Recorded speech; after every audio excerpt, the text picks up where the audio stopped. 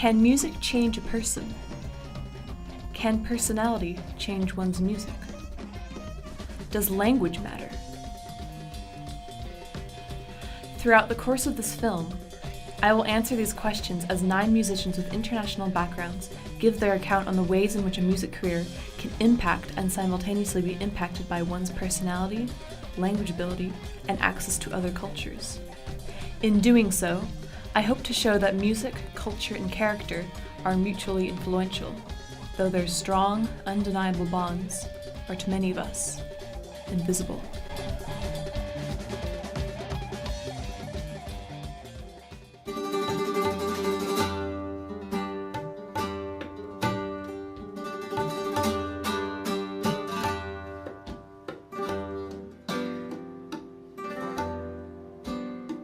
For more than 40 years, John Moore has played the flamenco guitar professionally, performing in countries around the world under his artist name Juan Moro.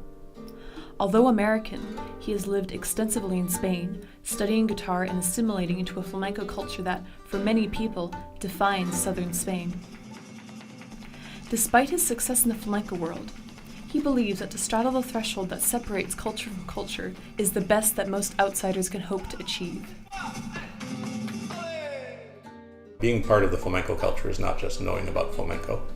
And being a Spanish flamenco means that you're also Spanish, and it means that all of the small, subtle things that are part of your everyday life are part of your background. And as a foreigner, you can learn a lot of things about a culture, but all of those little things that make up the persona, you're not going to be able to make up for those. And so you are who, the sum of your experiences to some extent.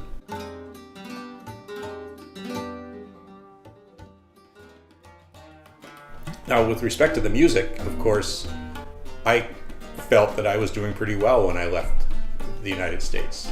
With respect to the guitar, I was playing for dance, and things seemed to go well. When I first got into the studios and started playing for some of the dance classes there, suddenly things didn't work. And what was wrong? Why was what I was doing back in the States not working here? Well, it was because I needed to learn the way it works in Spain. And then learning a new technique, I had to kind of move my hands into a different position. So various habits that had never been corrected when I was learning in the US, I had to start to correct. John has frequently collaborated with Miles Shrewsbury, a tabla artist who has had success in translating his percussive musicianship to the cajon. Like John, Miles traveled abroad to master the skills of an instrument used in a foreign musical culture. He performs and teaches tabla in San Diego. He has noticed that Indian American students tend to pick up tabla faster and better than their European American counterparts. It's as simple as the reason why they're able to pick it up more and faster is because of the language. It's because they hear it a lot. They hear these rhythms, even if they don't listen to classical music in their house, these rhythms still translate to like Bollywood and other devotional forms of music. So they grow up hearing these things, these rhythms, and also just knowing how to produce the sound. They've seen it on videos, where Americans are coming at it totally different. That's really interesting. Who knows, maybe it's genetic too. But it's funny, even like the way that you put your hand on the instrument, even the way they place it on there is a bit more natural than somebody that hasn't grown up in that culture. Only because maybe they've seen it for a while, or subliminally kind of seen it, because tabla is everywhere in Indian arts.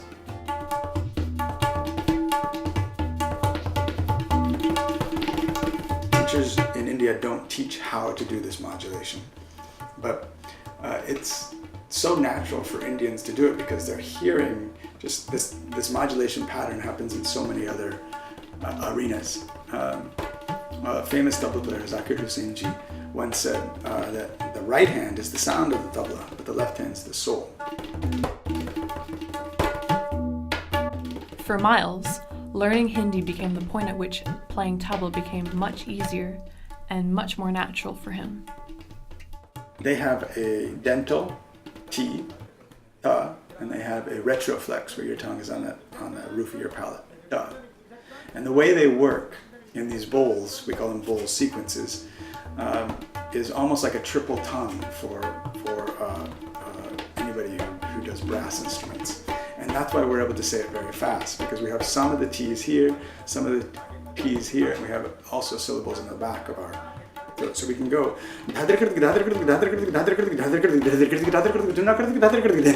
and sing very fast like that.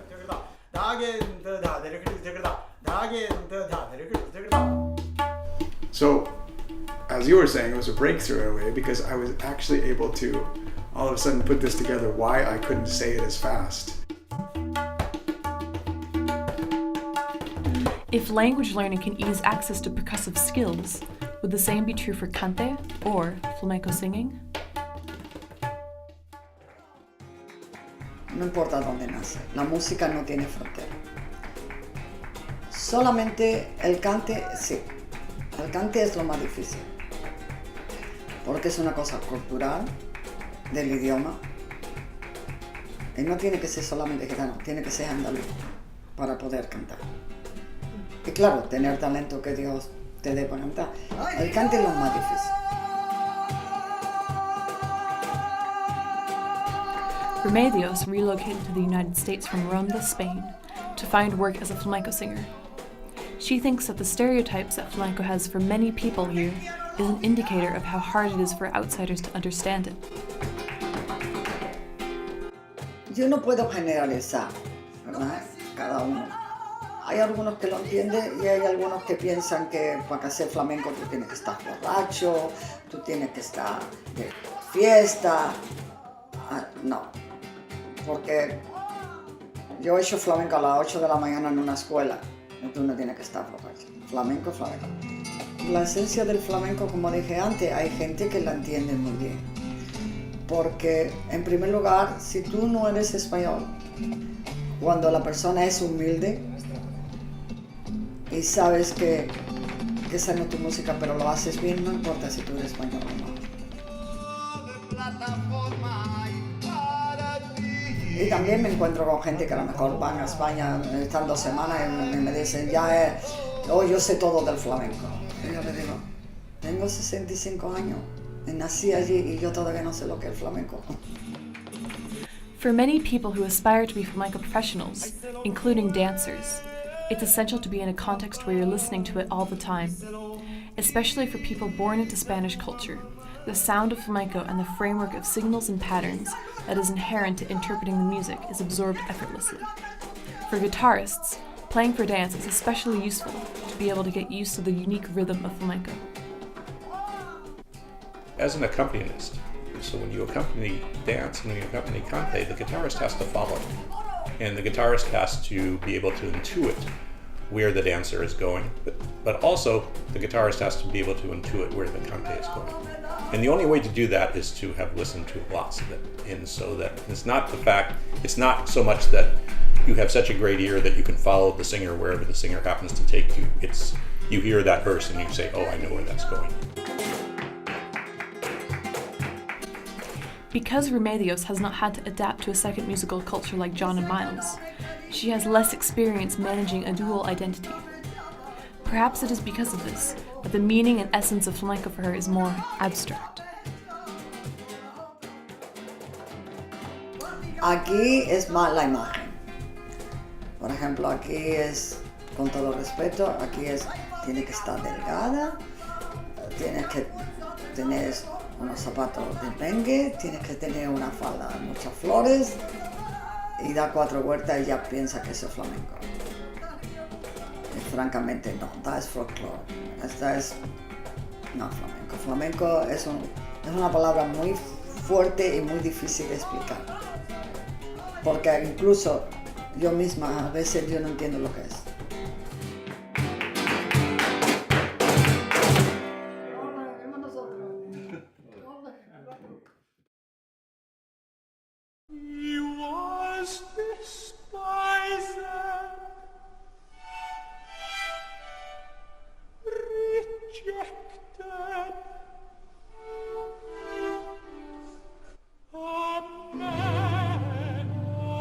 In music that has historically transcended national and linguistic borders, such as opera, there may be less of a threshold to cross than localized art forms.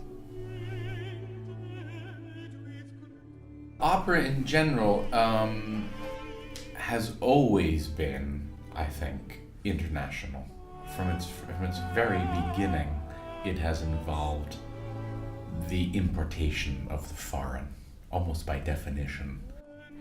Like Remedios, Larry moved abroad, specifically to England, for work opportunities as a countertenor. He moves between European cities and works with people from all nationalities. Opera is, of all the art forms, the most collaborative, and therefore I think it needs to be the most open in terms of nationalities. So already as an artist, as a set designer, as a librettist, as a composer, as a performer, you have to be open to other artists, and I think in being open to that, you're also open to the influences that make those other collaborators artists, one of which is the country they come from. And that becomes a strength. Being an opera singer requires complete transformation of character and movement between different time periods, places, and realms, and perhaps more detachment from the individual persona. Yet psychoanalysts suggest that there may be more than one level to what we consider our real selves. The persona, of course, is supposed to be a mask that we put in front of the world, but it's not a very strong psychic structure, right? It's sort of artificial. It's not really like the ego or anything behind it. You can turn it on and access it while you're working, and you turn it off when you're not working. You go back to being yourself, and that does not result in any less powerful an end product. I'm throwing myself into my teaching like it's a performance, and I'm giving that performance level energy. So that's possibly why I'm feeling a little bit, I feel burnt out, rather than teaching as enabling the student to give their own energy, rather than me trying to transfer some of my, making it into some sort of performance. I'm remembering some pieces in Hong Kong and in London and things that were clearly sort of synthesized from different cultures, but really synthesized from different big city cultures, right? Somebody going from Hong Kong to London, or this kind of thing. And even though there'll be a lot of surprising elements, there'll be this sort of urban tendency to go, oh, this is interesting, I can absorb this, right? I don't have as much background I just don't have much experience in more rural cultures where things might be so completely different that people wouldn't even recognize what I do, that kind of thing. As well as having a latent presence in and influence on other areas of life, music can hugely impact the place to which one migrates to and the kind of lifestyle they pursue. For Christoph, deciding to move to the UK was a decision based on how heavy metal and rock music is treated in England compared to his home country of Poland. I feel I belong here way more than in my country. People are just more easygoing. In Poland, everything's a little bit too, I would say, stiff. And in here, culturally, people are just more friendly and tolerable of everything, when that was just right up my alley.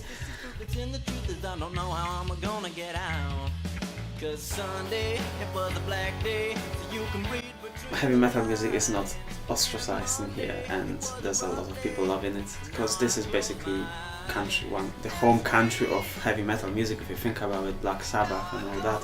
So that's just the perfect place for me.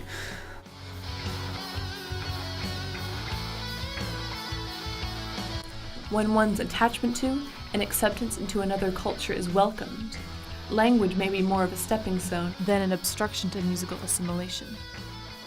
I can connect with music from here more than music from Poland, because in my opinion, Polish language is not the best for music, and you have to be really skillful to actually write songs in it so they sound good. But English is just easier and just sounds great.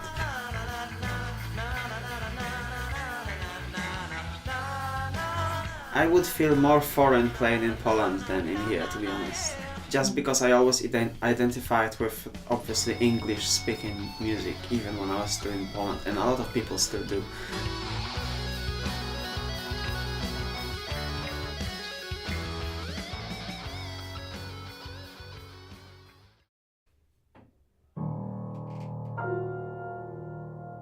In many countries around the world, such as New Zealand, classical music is often stereotyped as aristocratic and elitist, like opera. Would access to other cultures help thrive in this industry that is often seen as dismissive of other musics? I think it definitely helps, yeah, because it's such a social industry, an industry based on people and interacting with different people. The classical music scene in New Zealand is much smaller than the contemporary music or popular music scene. Classical music is quite often looked at as something very niche in New Zealand and only for the very few people.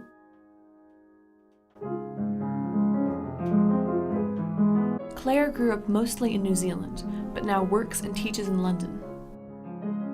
I asked her how her upbringing might have influenced the kind of music she has chosen to make a part of her life, as humility is vital to accompanist roles in classical music.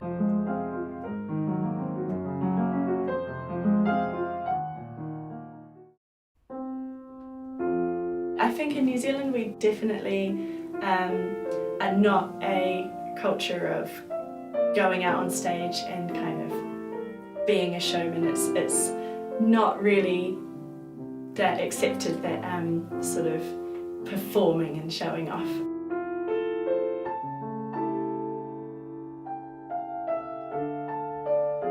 So yeah, and I think that probably feeds into my enjoyment of accompaniment rather than solo playing, because I definitely have a more understated approach, I would say, to performing.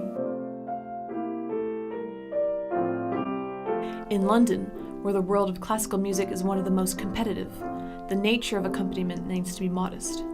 It is vastly different from operatic roles, where one has to make their voice heard over an entire orchestra.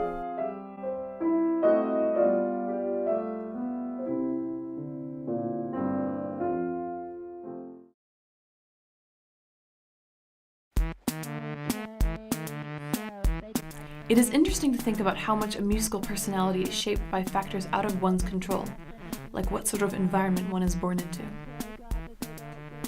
I went to a comprehensive in a pretty crap town in South Wales where anti-English sentiment was quite strong. And that's not to say I have anti-English sentiment myself, but I grew up with a definite sense of like, there's something special about being Welsh. And then I was allowed to not be British as well because I was half living. Using sampling, sequencing, and recorded media, Will produces music that is heavily experimental, unconventional, and that does not slot into any simple classification. Welshness was a kind of double-edged sword, you know, not a sword exactly, but a double-edged thing. Because yeah, it was part of the authority, it was part of school, it was part of the drudgery. Channel 4 started in 1981, but we didn't get it where I lived. We had to have a Welsh language Channel 4. So everybody's talking about these great new, you know, I mean, it's impossible to imagine now, but when I was growing up, there was 2 channels and then 3. You know, BBC 1 and 2 and ITV, and then also the 4th channel, you know, it's like, wow! And we couldn't get it. So things like that, yeah, there's a sort of double-edged thing. You like being Welsh, but then there's a lot to be irritated by. The avant-garde and anarchist elements of Will's music may have been informed by feeling different amid an overbearing culture. Welsh probably deliberately against it. All the time I was living there and playing in bands, because it was really hard to get anybody to be interested in what you did if you weren't either singing in Welsh or doing something that was actually about Wales. One question that remains to be answered is whether his music transcends language or cultural awareness. I love the dance floor. I gotta get myself together. Dance floor. I love the dance floor. I wanna be. Improvised solos, particularly, a kind of dialectical exercise. You're kind of taking something and exposing its contradiction and taking it apart the whole time, and putting things back together and then taking them apart again. So So in that sense, yes, it does transcend language because it's a way of articulating what it is to be a human being without the restrictive, cumbersome nature of words, if you like.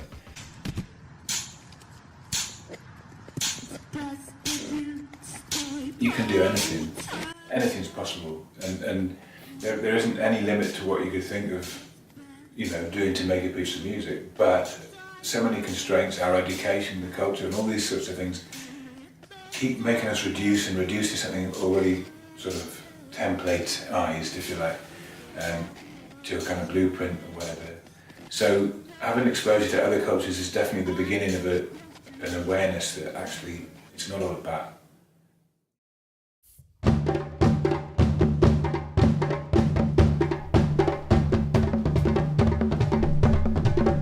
Hanabiel is a bass trombonist and African hand percussionist from New Jersey, but she is now based in the UK.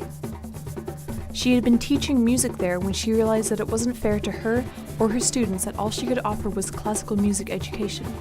So she quit her job and moved to Durban, South Africa, to enroll in the University of KwaZulu-Natal to study and teach African drumming. She is a founder of Midnight Blue, a music ensemble that combines elements of jazz, African drumming, and rock. My music that I personally made myself has never been one of any particular genre. It's always been a fusion. So everything I do, even to this day, is about fusion. She believes in a unified front and thinks that her time living abroad, as well as her diverse cultural background, has made her into a negotiator and activist, which she cultivates through performance. It's not only helped, but it's kind of shaped what I do now. And my love for collaboration, I think, has been because I love both sides of things in lots of different ways, and I'm always trying to make things work or make people work. You have a friend who you really love, and then you have another friend who you really love, but those people would never hang out. But your goal as like a person who loves both these people, who would never ever cross paths or who would ever frequent the same space, is like, how do you put them together? And I think that's where my fusion, that comes in. I want to just bring these things together, definitely.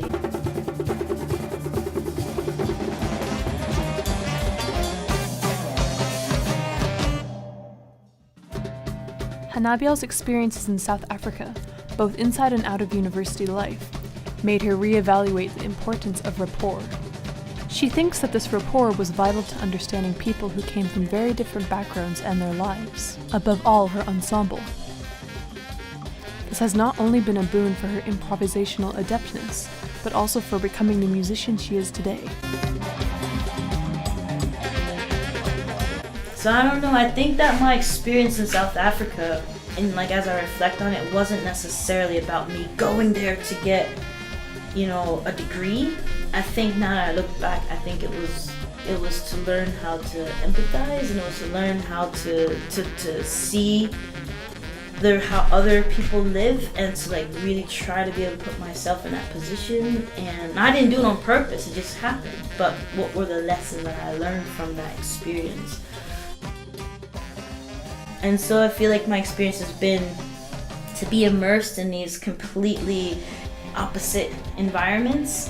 And then I feel like now it's kind of primed me to be a diplomat of sorts. And so to be able to understand completely and thoroughly one experience, and then to also understand, not necessarily completely thoroughly, but to understand this other experience, but then to be kind of a middleman.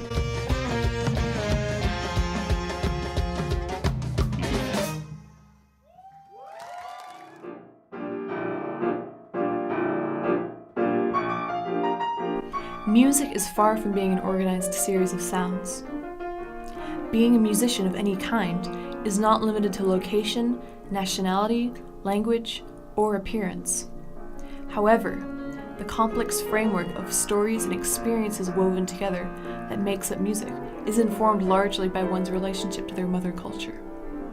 The distance between a performance and the performer's inner self is, of course, relative.